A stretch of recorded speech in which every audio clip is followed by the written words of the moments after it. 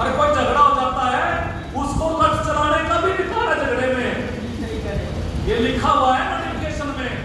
और भाई कोई गुंडा पकड़ना हो तो चौकीदार पुलिस कर्मचारी का काम करेगा, ये बता दो लिखा नहीं हुआ तो। ड्यूटी 24 घंटे की इतने तरह का काम जो काम हम कर रहे हैं सारा वो तो प्रभावकार है। और तनख्वाह छोड़ दो पुलिस कर्मचारी की, सरकार ने होमगार्ड भर्ती कर रखे हैं, कितने साल उसकी तनख्वाह कितनी है? होमगार्ड का कोई आपके संपर्क में बताओ तनख्वाह कितनी है? 30,000 से कम नहीं है होमगार्ड की तनख्वाह। अरे जो मान का चौकीदार छोटे छोटे जवान जैसे पीढ़ी काम करे जरा, जिस पे इतने काम आपने लगा दिए। और हमारे देश का प्रधानमंत्री क्या बोलता है, मैं तो देश का चौकीदार।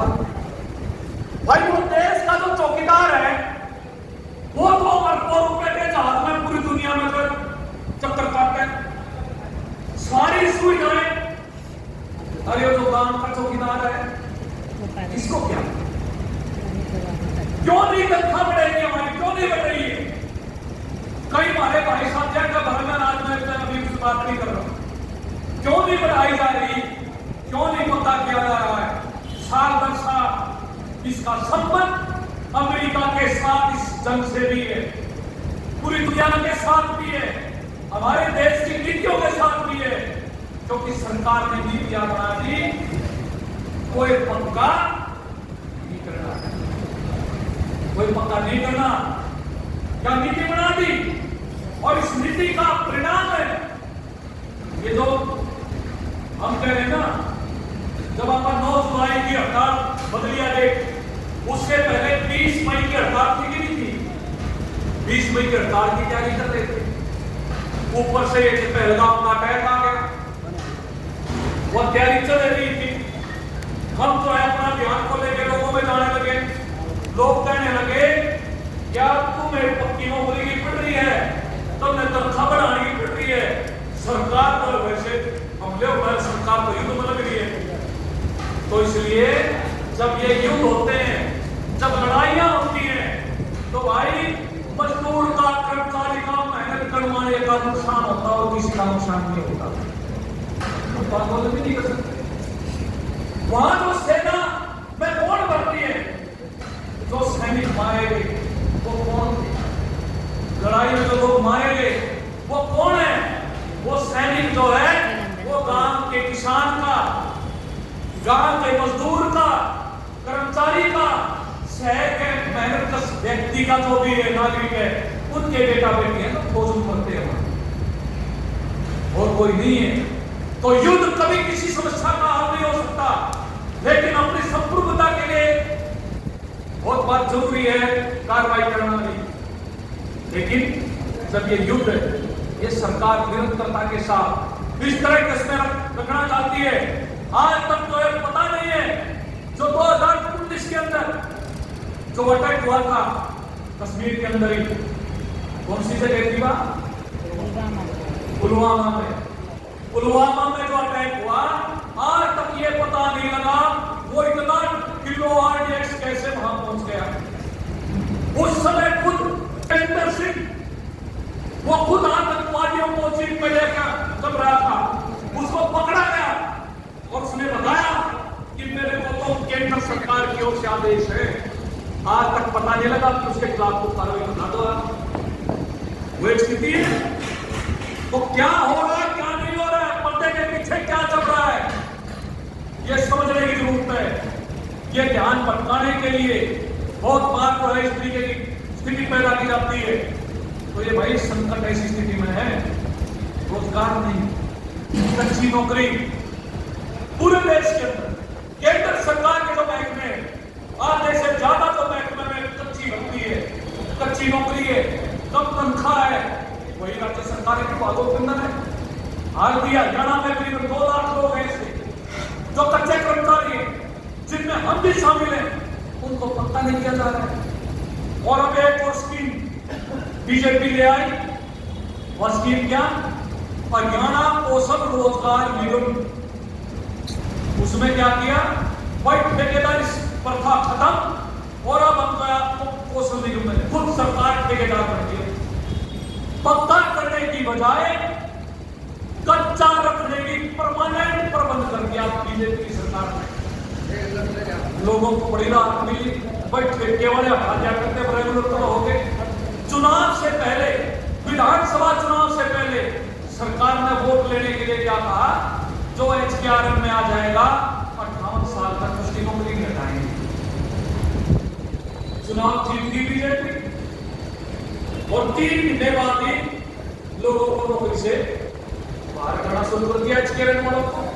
अब वो आ रहे हैं हमारे पास सर्व कर्मचारी संघ के पास, जी हमारी लड़ाई लड़ो। HKRM हरियाणा कौशल रोजगार निगम कच्ची नौकरी का पक्का प्रबंध हमारे सारे कानूनों को एक तरफ करके ये सरकार कर रही है। और अभी जो लेबर कोड ले आई, लेबर कोड पारित कर दी, जिनके खिलाफ, जिनको लागू करवाने के खिलाफ सरकार को लागू करना चाहती है, 1 अप्रैल से लागू करना चाहती थी लेबर कोड का। हमारे चौकीदारों के साथ, हमारे असंगठित क्षेत्र के मजदूरों के साथ क्या संबंध है? लेबर कोड जो है वो पहले जितने कानून थे मजदूरों के, कर्मचारियों के बारे में, पक्की नौकरी का, न्यूनतम वेतन का, भाई बोनस का, रिटायरमेंट बेनिफिट का, इलाज की गारंटी का, आपकी जो है नौकरी पे आपकी जॉब सिक्योरिटी का, ये सारे कानून एक करके अब लेबर कोड बना दिए 4। और उसमें क्या है, जब अगर लेबर कोड लागू हो गए, किसी भी महकमे में, किसी भी फैक्ट्री में, चाहे सरकारी हो चाहे प्राइवेट हो, कोई पक्की नौकरी नहीं होगी अगर लेबर कोड लागू हो गए। नंबर 2, फिक्स टर्म अपॉइंटमेंट होगी। स्टार्ट क्या है, नौकरी होगी 1 साल की, 2 साल की, 6 महीने की। 1 साल आपको रखा, फिर हटा दिया, फिर मर्जी सरकार किया, प्राइवेट मालिक किया, आपको रखना, फिक्स टर्म नौकरी। तीसरा क्या, न्यूनतम वेतन।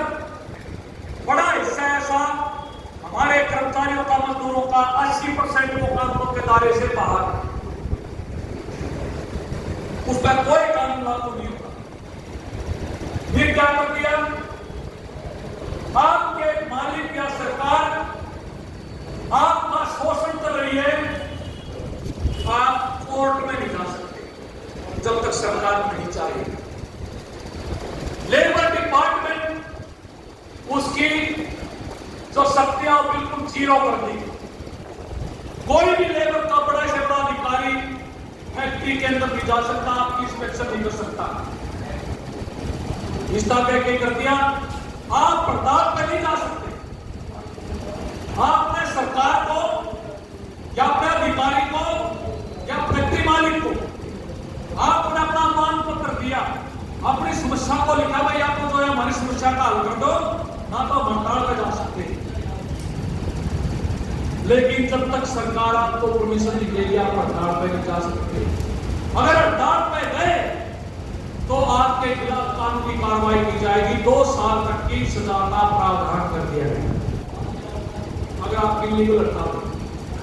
किससे किसी हमारे बीच में पहुंचे हैं, हमारे सीटू के राज्य के सचिव सदस्य साथी ऊपर आ जाएंगे, सर्वप्रथम से हरियाणा के भी राज्य के महासचिव रहे हैं इसकी से।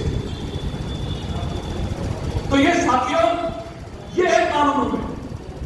अब बात यह है कि हम जो ग्रामीण चौकीदार हैं या हम जो मेहनत का सामान है, कर्मचारी मजदूर है, हमारी आने वाली पीढ़ी का बनेगा, आप ये सोच के देखिए। इसलिए ये लेबर कोड को हमने क्या कहा, इन लेबर कोड को कहा कि ये गुलामी का दस्तावेज है, ये हमारे नौजवानों को गुलाम बनाएगा। जो 100-150 साल पहले 1886 में 8 घंटे का कानून बना था ड्यूटी का, ये जो नए कानून लागू करेगी ना सरकार बीजेपी की, उसमें ड्यूटी 12 घंटे की होगी, 12 घंटे। और कोई भाई ये समझता हो कि 12 घंटे की तो फैक्ट्री में होगी ना, फैक्ट्री में भी